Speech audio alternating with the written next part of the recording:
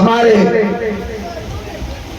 भारत देश से भी एक महात्मा जी को भेजा गया भारत का प्रतिनिधित्व करने के लिए। एक से एक विद्वान अमेरिका के उस धर्म मंच पे उपस्थित रहे जहां विश्व धर्म सम्मेलन हो रहा था। एक विदेशी कोई विद्वान आया और उसने कहा कि भारत से कोई आया नहीं। अरे भारत में विद्वान ही कहाँ है? तो आएंगे यहाँ विश्व धर्म में विद्वता अपने दिखाने विश्व मंच पर। बाबा जी बैठे हुए थे, महात्मा जी। अब वेश क्या था? वही अचला, कुर्ता, पगड़ी और हाथ में सोटा। नारी की चर्चा चली। उस विदेशी विद्वान ने कहा कि भारत की नारी ने किया ही क्या है? भारत की नारी भोजन करना, सोना, गृह कार्य करना, संतान उत्पन्न करने के अलावा किया क्या है? ये बात स्वामी जी से बर्दाश्त नहीं हुई। स्वामी जी तुरंत खड़े हो गए महाराज मंच पे, जाकर उसके मुख के तरफ से माइक छीन लिया और कहा, चुप नालायक, बदतमीज, नॉनसेंस, इडियट नहीं कर। सब ताक देखने लगे। अरे का पगले, तुझे भारतीय नारी का ज्ञान ही नहीं है। हमारे भारत देश में बता रहा विद्वान नहीं। अरे पगले, जिस भारत में जिस देश के कौवा कथा कहते हैं और चिड़िया कथा सुनती है बैठ करके, वो देश भारत है। मनुष्य की तू बात करता है। चीन, अमेरिका, रूस, जापान की औरतों ने, तूने बताया कि हवाई जहाज चलाती है, चंद्रमा पर पहुंच गई। भारत की नारी ने कुछ नहीं किया। तो पगले, तुझे याद होना चाहिए कि अगर हवाई जहाज चलाया जाएगा तो उसके लिए स्टीयरिंग, उसके लिए कंट्रोलर की आवश्यकता है। तेल डीजल कुछ तो पड़वे करे वो में। लेकिन भारत में देवी उस सिंह पर सवारी करती है, वो भी बिना लगाम लगाए, जिसकी एक गर्जना से उठता है ना हमारे भारत में। कौन है? बोलो गौरी मैया की, पर्वत नंदनी शेर पुत्री पार्वती मैया, माता शेरा वाली। तूने कहा चंद्रलोक तक पहुंच गई विदेशी औरतें। अरे नालायक, चंद्रलोक तक तो जाना आसान है मानव के लिए, कभी भारत से भी जाएगा। आज वो महात्मा की बात सत्य हुई, भारत का झंडा चंद्रलोक पे लहराया। लेकिन हमारे भारत की नारी यमलोक तक चली गई और यमराज से अपने पति को छीन के ले आई। ये देवी हमारे भारत में रहती विदेशी औरतों में ये सामर्थ्य नहीं है। जिस देश की तो निंदा करता है और तो कौन थी वो जो अपने पति को यमलोक से, यमराज से ले आई? सावित्री, राजा की पुत्री सावित्री मैया ने यमलोक तक की यात्रा कर लिया, यमराज से अपने पति को छीन लिया। ये भारत की नारी का सामर्थ्य है। इसलिए महाराज, हमारे भारत में नारी की पूजा होती है। अविवाहित कुंवारी होती है तो उसे दुर्गा स्वरूप माना जाता है। विवाह हो जाता है, लक्ष्मी बन जाती है, लक्ष्मी के रूप में भी पूजी जाती है, दुर्गा के रूप में भी पूजी जाती है। हमारे देश में नारी की पूजा होती है। अब क्यों होती है? क्योंकि हमारे पूर्वजों ने हमें सिखाया है पूजा करना। यत्र नार्यस्तु पूजन्ते रमन्ते तत्र देवता। जहां नारी का सम्मान होता है, जहां नारी की पूजा होती है, कद्र होता है, वहां सारे देवता बिना आवाहन के ही विराजमान रहते हैं। ये हमारे पूर्वजों ने, मनीषियों ने, ऋषियों ने हमें बताया है। अब अनुभव करके देख लीजिए, जिस घर में भारतीय संस्कृति के अनुरूप नारी रह रही हो, बेटी रह रही हो, बेटा रह रहा हो, घर के बुजुर्ग रह रहे हो, उस घर की व्यवस्था देखिए। और जिस घर में पाश्चात्य सभ्यता वाले लोग रह रहे हो, उस घर की व्यवस्था देखिए। अगर आप एक पक्षीय नहीं होंगे तो निष्पक्ष होकर आप कह सकते हैं कि वास्तव में वही घर आज भी सुख से लोग जी रहे हैं, चैन से, जिस घर में संस्कार और ये हमारी भारतीय संस्कृति का पालन हो रहा है। हमने एक दिन बताया था इस मंच से कि काला नमक, श्याम जीरा का चावल हो, अरहर की दाल हो, गाय के घी से बघारी गई हो, आलू गोभी की सब्जी हो, खीर, पनीर, पूरी, पुआ सब बन के 56 व्यंजन बनाओ। अब भोजन करने बैठे, भाई भाई में तू मैं शुरू हो जाए, पति पत्नी में तू मैं शुरू हो जाए, तो जितना 56 व्यंजन है मिट्टी हो जाए कि नहीं हो जाएगा, उसमें वो टेस्ट नहीं होगा। लेकिन सूखी रोटी घर में है और आपस में प्रेम है, आओ भैया, आओ काका, आओ बाबा, सब लोग जुट के बैठ के खाओ, तो सूखी रोटी अमृत के बराबर हो जाएगी। जहां संस्कार है, जहां आपस में प्रेम है, जहां हमारी भारतीय सभ्यता को समझने वाले हैं, पालन करने वाले हैं, उस घर में कभी शोक नहीं होता। हमारा एक परंपरा आज भी हमारे सनातनियों में चल रही है, पालन हो रहा है। एक वर्ष में 2 बार नवा किया जाता है। नवा होता है हमारे ख्याल से हिंदू धर्म में सबके यहाँ नवा होता है, जो हिंदुत्व को मानने वाले, नवा सबके यहाँ होता होगा। वो भी एक वर्ष में 2 बार। एक आ रहा है अभी भादो के महीने में और एक माघ के महीने में। नवा का अर्थ होता है नया। ये ऋषियों ने नवा क्यों चलाया? नवा के त्योहार, नवा की जो परंपरा चलाई, इसलिए कि अगर कहूं बिच्चे माँ सूपनखा आ जाए, मंथरा आ जाए, सुग्रीव घस लोभी आ जाए भाई, तो जो वे तनिक विष डावे और एक साल में 2 बाजी तोली जोली उनके विष फैली, तब तक नवा कह लो, फिर से प्रणाम करो, अपने से बड़े के नवा एक साथे करो। नवा का मतलब होता है परिवार के सभी सदस्य एक साथ भगवान का नाम सिमरन करते हुए। हम लोगों के यहाँ जो सिखाया गया था पहले, बाबा लोग हमारे के जमाने से जब नवा होता था तो कोई भी सर खोला भोजन नहीं करता।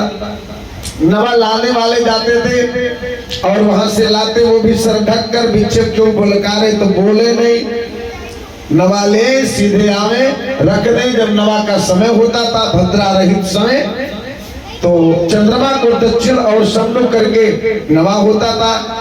और जो बच्चे होते थे उनको, जो बड़े बुजुर्ग होते थे, अपने हाथ से 5 बार वो दही के साथ उसको तैयार किया जाता था और खिलाते थे। फिर कहे पानी पी के अब खाओ नमक। अब एक साथ बैठ करके नवा होता, उठते साथ में, कोई पहले खा ले, अगर मालूम भोजन कर चुका उठ नहीं सकता, तभी उठेगा जब सब भोजन कर चुके होंगे। तो वेद भगवान कहते हैं साभुक्तव्यम, एक साथ भोजन करो, एक साथ चलो, एक साथ रहो। इंग्लिश में किसी ने कहा यूनिटी इज बेस्ट पॉलिसी, एकता में बहुत बड़ी शक्ति है, संगे शक्ति कलयुगे। तो इन सब तत्वों को हमारी भारतीय संस्कृति के जो हमारे पूर्वज हैं, मनीषी हैं, ऋषि मुनि हैं, उन सब ने हमको बताया था। तो एक परिवार में 100 लोग एक साथ रहते थे। आज देख लीजिए एक ही लड़का और बहू है घर में, तो मम्मी पापा अलग भोजन बनाते हैं, बहू बेटा अलग भोजन बनाते। एक ही लड़का जिसके, और भोजन की बात न कीजिए, ज्यादातर व्यवस्था अब बन गई है अनाथालय, वृद्धाश्रम। लड़कों नौकरी करते, बहू नौकरी करते, तो मम्मी पापा के कैसे सेवा करें? माँ है बहुत दानी है जो देते हैं वृद्धाश्रम आ जाओ। एक बार हम गए थे वृद्धाश्रम के बूढ़े बुजुर्ग गुरुजनों से मिलने, हमने उनकी पीड़ा देखी है महाराज। लोग कहते हैं बड़ा चैन है वहां, सेवा बहुत होती है, खाने पीने पहनने से चैन नहीं मिलता। गहनों से सज जाइए, खूब 56 व्यंजन खाइए, चारों तरफ नाम हो आपका, धन से खजाना भरा हो, और आप कह दे कि चैन है मन में, संतोष है, सुख है, खुशी है, मैं इस बात को मानने को तैयार नहीं। सुख मिलता है अपनों के द्वारा प्यार पाने से, अपनों के द्वारा सम्मान पाने से। वो तो मात्र जीवन काट रहे हैं, उससे जीना है। आत्महत्या जघन्य पापम, आत्महत्या कर नहीं रहे। अभी विचार कीजिए, जिस बच्चे को जिन्होंने माँ के गर्भ में आने से पहले माँ ने जिस बच्चे के लिए अनेकों सपने देख लिया हो, विवाह के पहले ही जिस देवी ने अनेकों सपने देख लिया हो कि मेरा विवाह होगा, अच्छा पति मिलेगा, फिर हमें एक अच्छा बेटा मिलेगा, वो बेटा का मैं पालन करूंगी, वो अच्छा काम करेगा, हमारा नाम होगा, और वृद्धावस्था में जब मैं असमर्थ हो जाऊंगी तो हमारा बेटा हमारी सेवा करेगा। विवाह से पहले ही जिस माँ ने सपना देख लिया हो, विचार कीजिए, उसके उस सपने को साकार करते करते जब वृद्धावस्था का समय आए और वो बेटा उसको छोड़ दे, त्याग दे, भला उस माँ के ऊपर क्या बीतेगी? विचार करके देखिए महाराज। यही हमारे भारत में ऋषि मुनियों ने हमें सिखाया था, लेकिन अब हमको सिखाया अंग्रेजों ने। हमारे परमादरणीय श्री मधुकर जी ने एक दिन एक बात बताई थी, वो याद है हमें, और सच्चाई भी यही है। अब बप्पा कहना भूल गए, पापा पापा चिल्लाते हैं। एक रचना है इस पर हमारी भी छोटी सी। बप्पा कहने में शर्म लग रहा है, अम्मा कहने में शर्म लग रहा है, मम्मी कहना बड़ा अच्छा लग रहा है। मम्मी में भी गड़बड़ी आई, धीरे धीरे नीरस हुआ, तब मम हो गया। अब माम बोलते, माम। अब वाह कहा कि ना ये क्षमता, वाह। आपने इस पे चर्चा की थी, मैं भी उसी दिन बोलना चाहता था, लेकिन हमने कहा गुरुदेव ने बढ़िया बात बता दी है, कुछ तो याद रहेगा। जाते जाते हम भी मानेंगे, थोड़े कहे पापा लोग चाहते हैं कि बेटा धर्मात्मा हो, बेटा हमारा जिधर से निकले उधर से उसकी जय घोष हो, साधुवाद हो, बहुत बढ़िया धर्मात्मा बेटा है, परोपकार करता है, गरीबों की दया करता है, गरीबों पर नारियों का सम्मान करता है, चाहते हैं। लेकिन बेटा को सिखाते हैं पाप करो, पाप पाप आ, सुबह से लेके शाम तक पाप आ। तब भैया जब पाप का बुलाओ तो बिना बुलाए पुण्य जाइए आपके, ठीक? यहाँ मन ही बिना बुलाए जावे नहीं चाहते। अब बताओ धर्म कैसे आएगा? वो तो कहेगा कि पाप को बुला रहे वही जाए, तुम्हारा बेड़ा पार करे, मैं तो आने वाला नहीं। तो झूठ बोलने वाला, झूठ, आज हर आदमी झूठ ही बोलता है।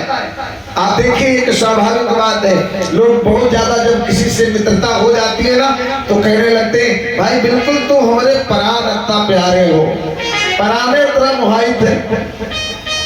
अब एक जन से कहीं सवेरे तो दूसरा दिन बिल्कुल प्राण हम तुम्हें प्रेम करी। तीसरे जने आए, भैया बिल्कुल प्राण तुम्हें मोहाई थे। तो कहा बहुत धर्मात्मा और क्षमाशील है प्राण महाराज जो हमारे अंदर है। पंच प्राण है ना, ये पांचों बड़े दया वाले हैं, क्षमाशील हैं। और ना तो वो कह देती कि अभी नहीं जब तुहार सब कुछ है तो हम जाए थे पांचों जने, और शरीर से पांचों प्राण निकल जाए। झूठ बोलने की हमने आदत बना लिया है, पाप को हम स्वयं भुला रहे हैं, परिणाम नहीं सोचते। पाप आएगा तो साथ में तूफान लाएगा और उस तूफान में सर्वनाश हो जाएगा। हम सर्वनाश की तरफ बढ़ रहे और चाहते हैं कल्याण हो, जबकि ये प्रमाणित है तू एक समय न होई भुआलू और हसब ठठाए फुलाऊ गालू। गालो फूला रे और ठट्टा मार के हंसा जाए, ये असंभव है।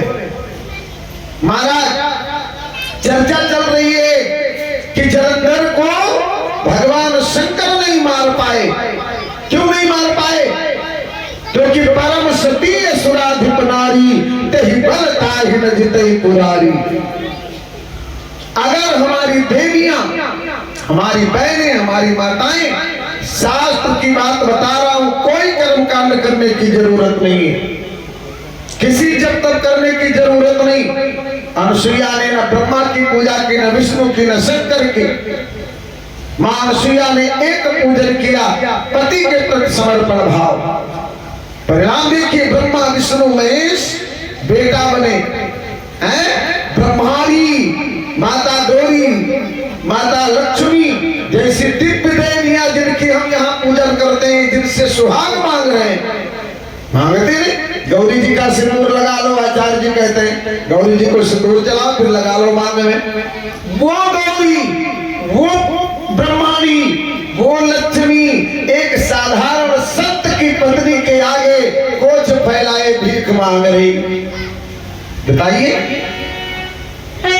अगर अपने धर्म पे अटल हो जाए नारी तो उसे किसी देवी देवता के शरण में जाने की क्या जरूरत है? वो अपने आप साक्षात अग्नि स्वरूप है। ताप को सबको जला के राख कर देने की क्षमता है हमारी महाशक्तियों में। हम यही नहीं जान पा रहे, इसी को नहीं समझ पा रहे। सो परिणाम क्या है? आज चारों तरफ शोक है, रोग है, कष्ट है। महाराज जिस समय लक्ष्मण जी के बाण लगा, श्री हनुमंतलाल जी महाराज संजीवनी बूटी लाने के लिए द्रोणागिर पहाड़ पे गए, वहां से लौटे। और जब लौटे तो श्री भरत जी महाराज से मुलाकात हो गई। सभी जानते हैं भरत जी महाराज ने बाण चलाया, अब बेहोश होकर श्री हनुमंतलाल जी महाराज गिरे। जब गिरे तो भरत जी महाराज पास में गए, राम राम स्मरण किया श्री हनुमंतलाल जी ने। भरत जी गए, हाथ जोड़ा, भैया मैं वैसे बहुत बड़ा अभागा हूँ, दुर्भाग्यवान हूँ, और तीसरा ये दुर्भाग्य और हमारे द्वारा दुष्कर्म हो गया। आप राम भक्त लग रहे हो, मैंने आपको बाण मार दिया, उठो। जागत नहीं बहुभांति जगावा, बहुत जगाया, पकड़ पकड़ के उठा लेकिन बेहोशी नहीं दूर हो रही श्री हनुमान जी की। तब भक्त शिरोमणि भरत जी ने आग लगा दिया, जो मोरे मन बच अरुकाया श्री रघुपति पद प्रीति अमाया। अगर मैंने मन से, कर्म से, वाणी से प्रभु श्री राम की भक्ति की है तो इस बंदर की सारी पीड़ा दूर हो जाए। जैसे आग लगाई तैसे सुनत बचन उठी बैठ कपीसा।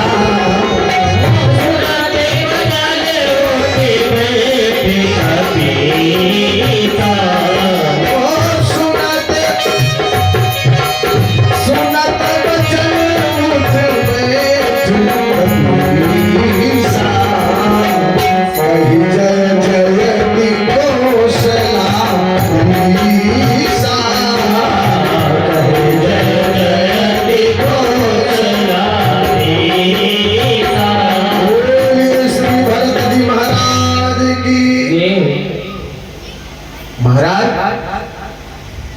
श्री हनुमान जी की नजर पड़ी तो भरत जी को देख रहे। श्री हनुमान जी पहचान नहीं पा रहे ये राघव जी है कि कोई दूसरा है, क्योंकि राम भरत ये कई अनुहारी और सहसा लख न सके नर नारी।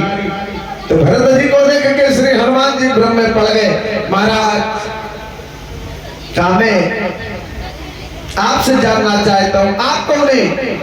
श्री हनुमत लाल जी महाराज ने अपना परिचय दिया, कारण बताया पहाड़ लाने का। भरत जी महाराज बहुत व्यथित हुए। भरत जी ने कहा मैं तो बहुत बड़ा भागा हूँ, आहे दयो में कद जग जायो, प्रभु के कब काज न आयो। बताओ मेरे कारण प्रभु को वनवास हुआ, मेरे कारण प्रभु वन में गए, और आज जब कोई उनकी मदद के लिए दवा लेने गया था मैंने ही उसे घायल कर दिया। तो आंसू चलने लगे, तड़पने लगे भरत जी। हनुमान जी समझ गए, कहा भैया आप श्री भरत जी तो नहीं है, तुम कैसे जानते हो?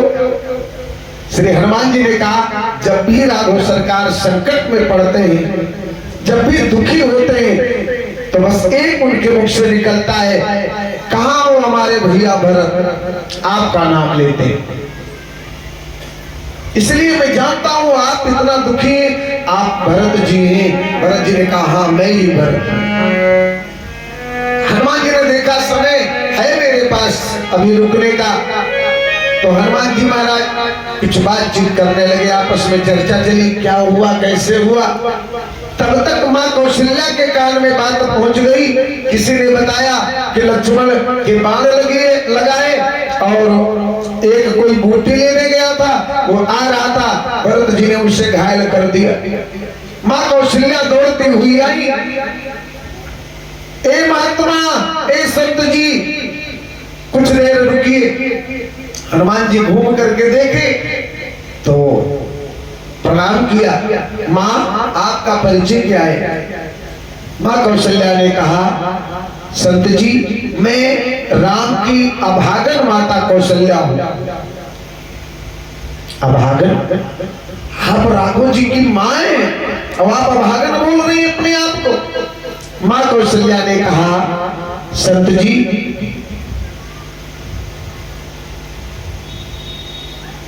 मेरे राम से एक संदेश मेरा कह देना। हनुमान जी ने कहा कहिए।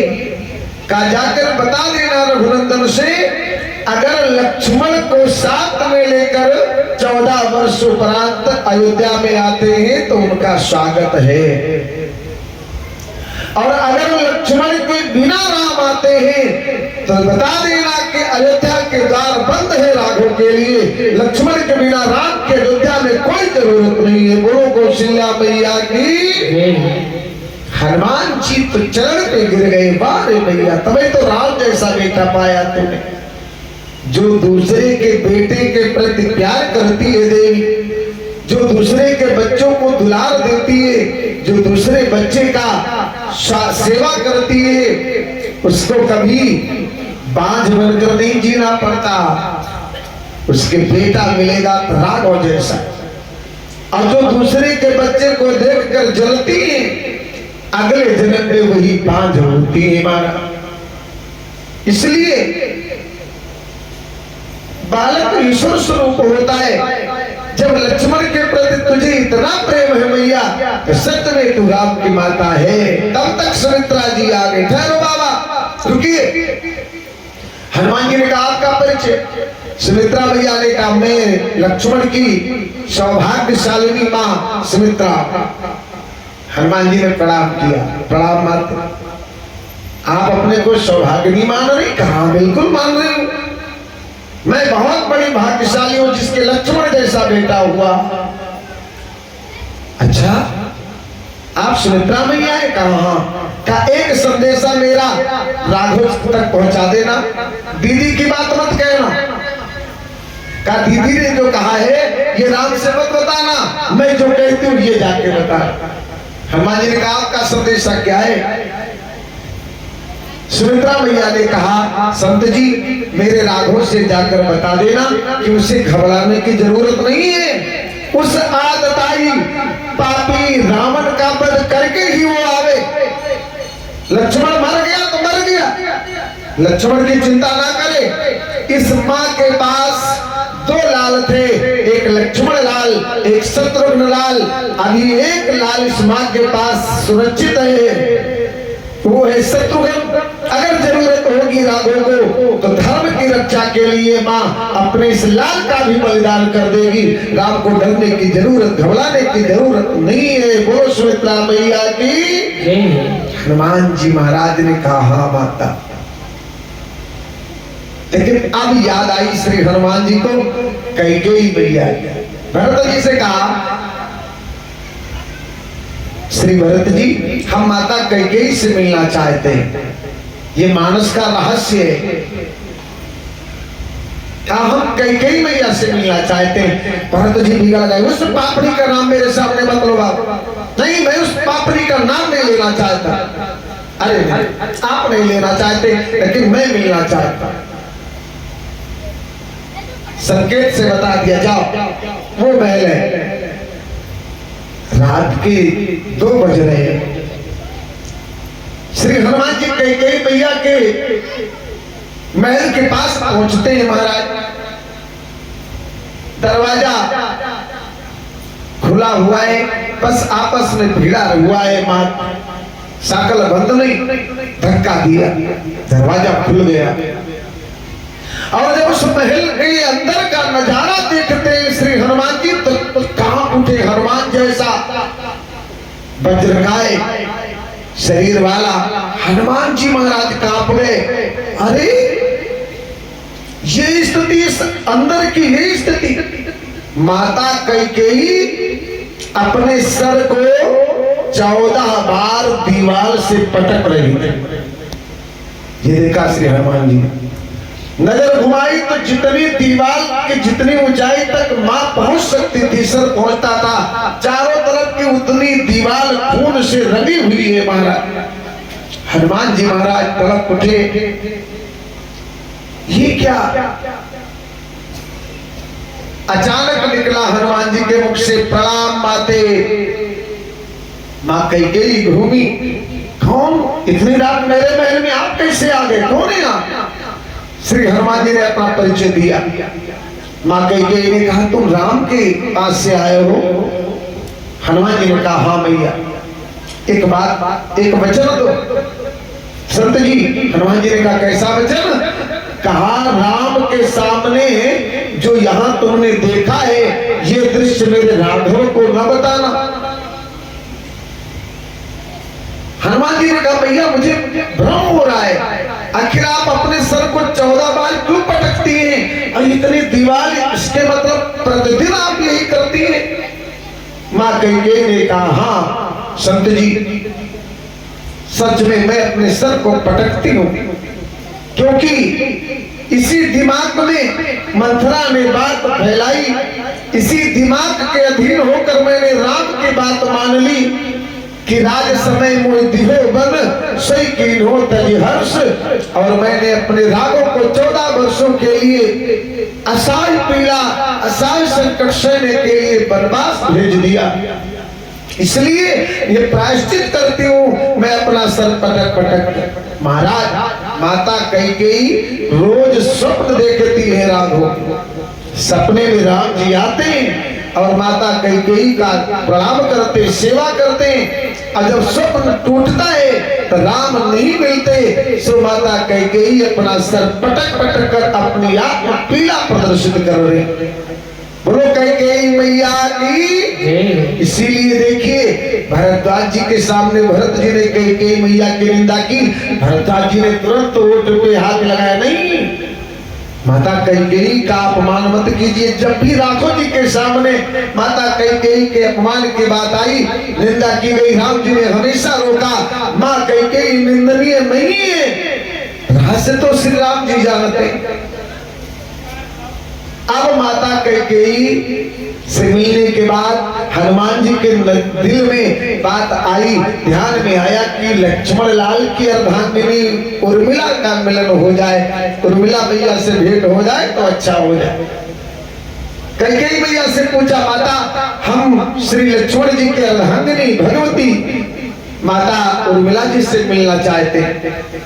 माँ कैकेयी ने बताया का ये महल उर्मिला का है। वहां रात्रि के 2:30 बज रहे, 2 बज रहे, माता उर्मिला जग गई थी। जागने के बाद बैठी, तुलसी का पौधा लगा है सामने, तुलसी मैया के सामने एक दीपक जल रहा है और वो दीपक लहरा रहा है। हनुमान जी पहुंचे तो माता उर्मिला हाथ जोड़े बैठी। उर्मिला बैठी जोड़े हाथ, चरण में शीश झुकावे माथ। अरे देवी देवता मनावे, आपन से दुरा दिखावे। ए मैया लाज रखाओ, मैया लाज रखाओ। माता उर्मिला हाथ जोड़े बैठी। श्री हनुमान जी पीछे से पहुंच गए। प्रणाम माते। माँ उर्मिला घूम कर देखती, इतनी रात मेरे घर में कौन? श्री हनुमान जी ने वहां भी अपना परिचय दिया। उर्मिला मैया ने कहा, कहाँ गए थे? कहा आपके पति के बाल लग चुका है। माया उर्मिला से जैसे कहा, मैया ने कहा चुप हो जाओ बंदर कहीं के, मेरे पति के बाल लग सकता है? झूठ बोलने के लिए मैं ही मिली। अरे हनुमान जी ने कहा बाण लगा, इतना घाव है, इतना खून गिरा, मैं ही लेके आया हूं युद्ध क्षेत्र से। उर्मिला मैया ने कहा तू पागल है। अरे कहा बेहोश है, अब वो बचेंगे नहीं अगर हम बूटी लेके नहीं जाएंगे। उर्मिला मैया ने कहा नालायक, तुझे पहचान नहीं है मृत्यु की और नींद की। मेरे पतिदेव आज तक जब से गए हैं अयोध्या से, आज तक सोए नहीं थे। एक दिन उनको मिल गया है सोने का, और उस समय और ऐसी स्थिति में जब प्रभु त्रिलोकीनाथ श्री राम जैसे बड़े भाई का जगह मिल गया है, राघव जैसे भाई के जाग पर आज अपना सर रख के मेरे पतिदेव नींद पूरी कर रहे। और तू बता रहा है घायल है, मर गए, मर जाएंगे।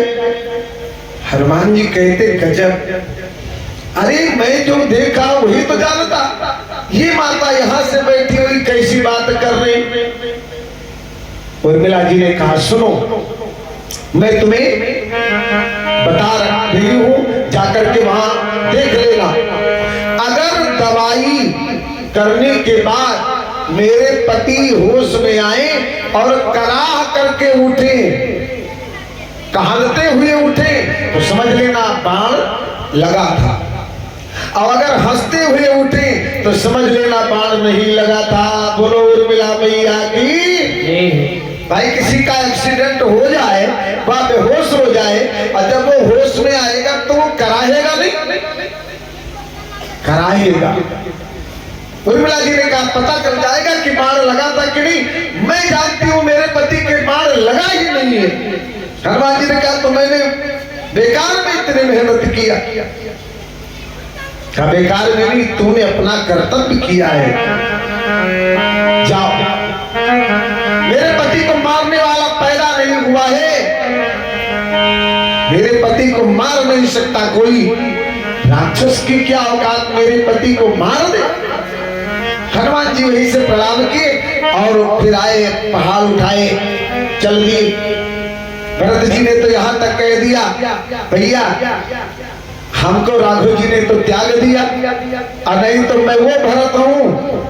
हनुमान करी क्रोध धनुष पर बाण कहो, अगर मैं अपने आवेश में धनुष पे बाण धारण कर लूं क्रोध करके, करी क्रोध धनुष पर बाण कहो, तो कहो सारे जग को मारी गिराओ। और जेते निशाचर बाण में ताज नसाओ, एक बाण में भूमंडल के सारी निश्चर जाति का नाश कर सकता है। रावण की बात है, रावण को निर्मूल करो, अरे विभीषण के सिर छत्र धराओ। जो न करो इतनी कुल कीरति तो आज से भरत बलि न कहा। गुरु भरत जी महाराज की। तब श्री हनुमान जी ने कहा प्रभु बस आप आशीर्वाद दीजिए, मैं चला जाऊंगा, आपके लायक है। भरत जी ने कहा चलो मैं बसायक शैल समेता पठो तो यहाँ कृपा निकेता। हनुमान जी ने कहा जाओ भरत जी, सच में आप ऐसा कर सकते हैं। हनुमान जी गए, उधर राघव जी के पास पहुंचे, बैदराज बैठे थे सुशेल जी। उमंग राय भैया के द्वारा 101 मुद्रा राघव सरकार के चरणारविंद में सादर समर्पित है।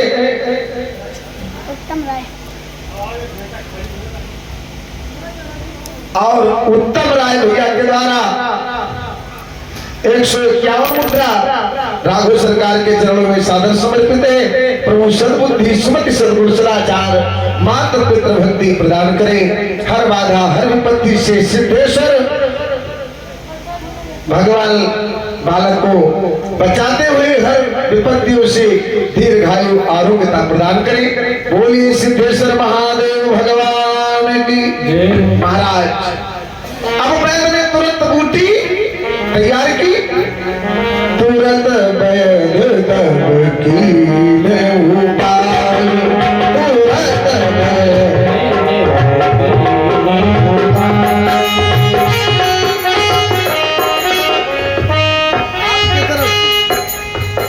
हमारे परम आदरणीय श्री जीपी मधुकर जी के द्वारा 101 मुद्रा श्री भरत जी के चरणों में सादर समर्पित हो रहे। हाँ महाराज